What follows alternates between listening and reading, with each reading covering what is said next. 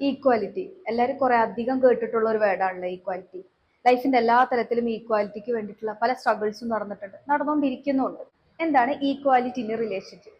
വളരെ തെറ്റിദ്ധരിക്കപ്പെട്ടിട്ടുള്ള അല്ലെങ്കിൽ തെറ്റായി ഇന്റർപ്രറ്റ് ചെയ്തിട്ടുള്ള ഒരു കാര്യമാണിത്.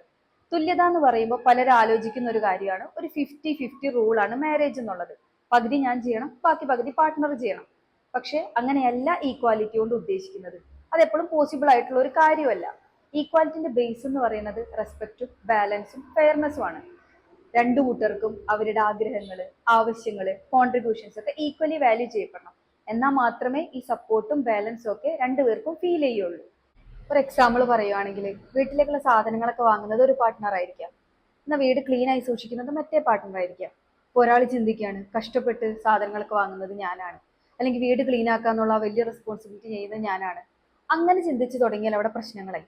പകരം രണ്ടുപേരും ചെയ്തിട്ടുള്ള വർക്കിനെ പരസ്പരം അപ്രീഷിയേറ്റ് ചെയ്യുക, റെസ്പെക്ട് ചെയ്യുക. ചിലപ്പോൾ ഒരാൾ വീക്കായിട്ടുള്ള പോയിന്റ് മറ്റേ ആൾ സ്ട്രോങ് ആയിരിക്കാം. അത്തരത്തിലുള്ള ഒരു കൊളാബറേറ്റീവ് എഫേർട്ടാണ് ശരിക്കും റിലേഷൻഷിപ്പിൽ വേണ്ടത്.